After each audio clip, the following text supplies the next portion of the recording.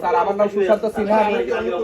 Sir একটা বিষয় sir, আমার নাম সুশান্ত সিনহা, 71 টিভিতে আছে। আপনি যে ফিজিক্যাল সিকিউরিটির থ্রেটের কথা বলছেন সেটা স্যার আমাদের দ্বারা হবে না, সেটা আমাদের ইআরএফ এর সেক্রেটারি বলেছে এবং আমরা বহু বছর ধরে করে আসছি।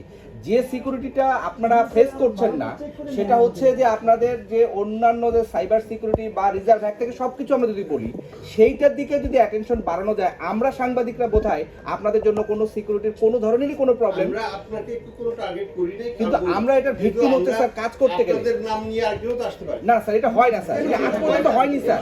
Don't give me nonsense. না না না নো স্যার, নো, আজ পর্যন্ত যেটা হয়নি সেটা আপনি যদি রেকর্ড রেফারেন্স দেন। আমাকে যে কেউ আসলে পরে থার্ড ফ্লোরে যে কেউ আসে তার আইডেন্টিটি এবং সিকিউরিটি আমাদের জানা। জি, আমরা কোনো বিষয় নাই স্যার, আমরা লিখে দিয়ে এবং অফিসের আইডি নাম্বার দিয়ে কিন্তু ওখান থেকে আসতে হয়। আমরা বলছি যে ফোন করে আসতে গেলে তখন হচ্ছে যে কর্মকর্তার কাছে যাব, ডিজি মহোদয় ফোন হয়তো রিসিভ করবেন না, আমরা আসতে পারবো না। আপনি একটু দৃষ্টি আকর্ষণ করতে চাই স্যার। স্যার আমি বাংলাদেশ ব্যাংকের গভর্নর হওয়ার পরে মানে সাংবাদিক, আপনি গভর্নর হওয়ার পরে সাংবাদিকরা যতটা খুশি হয়েছে আমার মনে হয় কেউ আর অত খুশি হয় নাই। কারণ 5ই আগস্টের আগে ফ্যাসিবাদের বিরুদ্ধে কেউ কোনো কথা বলার সাহস পান নাই, কিন্তু স্যার আপনি প্রত্যেকটা রিপোর্টের ক্ষেত্রে আমরা যখন আপনাকে ফোন করছি আপনি সাথে সাথে একটা সত্যকে সাদাকে সাদা এবং কালোকে কালো বলতেন। এর ফলে আমরা আপনার কাছ থেকে সকাল সন্ধ্যা রাত যে কোনো সময় আপনার কাছে ফোন করে আমরা পেতাম এবং আপনার নাম যখন ঘোষণা হয়েছে গভর্নর হিসেবে তখন আমাদের চাইতে এত বেশি খুশি আর কেউ হন নাই। এই কারণে আমরা মনে করি যে আপনি আমাদের সাংবাদিক বান্ধব এবং দেশের জনগণের পক্ষের একজন শক্তি, যে মানে আপনি এখানে এসেছিলেন স্যার। স্যার এটা স্যার আপনার বাড়ি স্যার, গভর্নর হিসেবে স্যার আপনার বাড়ি। আপনি যদি কাউকে আসতে না দেন কেউ আসার ক্ষমতা নাই এবং বাংলাদেশ ব্যাংক একটা কেপিআই আমরা সব জানি।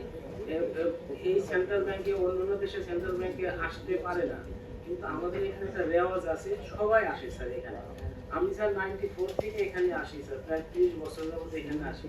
এখন যারা ডেপুটি গভর্নর ওনাদের আমি অ্যাসিস্ট্যান্ট ডাইরেক্টর দেখেছি স্যার। তো আমরা কখনো থার্ড ফ্লোরে আসার ক্ষেত্রে কখনো কোনো বাধাগ্রস্ত হইনি। শুধু আমি একটু মানে ভূমিকা নিতে চাই যে এখানে যে ফখরুদ্দিন সাহেব ছিলেন গভর্নর হিসেবে, উনি কয়েকদিন আটকে ছিলেন, পরে আবার চালু করেছেন এবং ফজলে কবির স্যারের সময় কিছুদিন ছিল তাও উনি চালু করেছেন। আর আব্দুল রব তালুকদারের সময় মানে পলাতক গভর্নর ওনার সময় এই কাজটা হয়েছিল স্যার। কিছু সুবিধাবাদী লোক কাউকে মানে কিছু কিছু ক্ষেত্রে মিস গাইড করে স্যার। সাংবাদিকরা স্যার আপনার একজন বন্ধু হিসেবে আমরা মনে করি আপনার বন্ধু। সামনে একটা লোক আগুন লেগেছে, তো এখানে যদি কেউ যদি বলে যে ওখানে সামনে আগুন, তাহলে সেই লোক আগুন থেকে বাধা মানে ক্ষতিগ্রস্ত থেকে রক্ষা পায়। আর যদি কেউ না বলে তাহলে সে লোক আগুনে ঝাঁপিয়ে পড়ে। আমরা মনে করি যে আপনার ওইরকম একজন শুভাকাঙ্ক্ষী, যে আমরা সামনে যদি আপনার কখনো বিপদ হয় আমরা সেটা আগে থেকে বলে আপনাদেরকে সতর্ক করে দিই স্যার।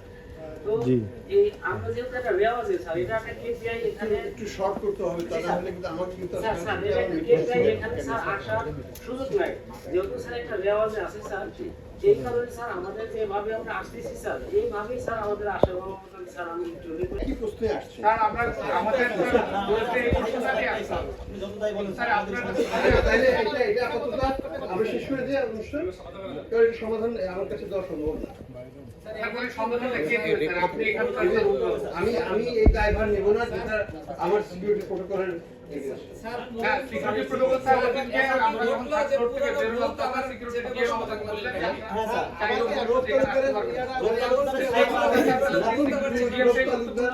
আমার সাথে আমি এই তুলনাতে যাব না, আমি এই বিষয়ে আনবো না।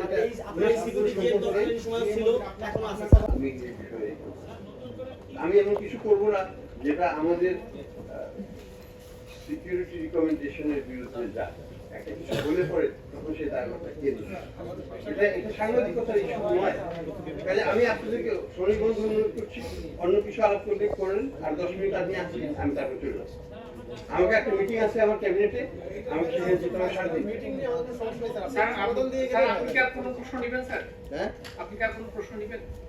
আমি তো বললাম আমি আরো 10 মিনিট স্যার অভিষেক আবু তালেব আমি বিজে নিউজে কাজ করি স্যার। আমাদের তো ব্যাংকের আর আপনার আমার এই কথাগুলো শোনার জন্য আপনাকে ধন্যবাদ জানাচ্ছি sir. Thank you sir.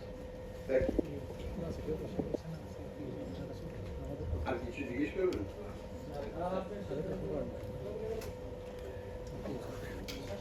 School খাতের পর ফিরিয়ে আনতে হবে, সেটা একটা দিক।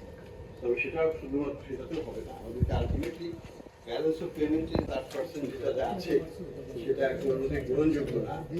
কাজেই এখানে আমাদেরকে চেষ্টা করতে হবে সরকারের সমাধান নাই, সমাধান নাই। কি নিরাপত্তার দরকার নাই।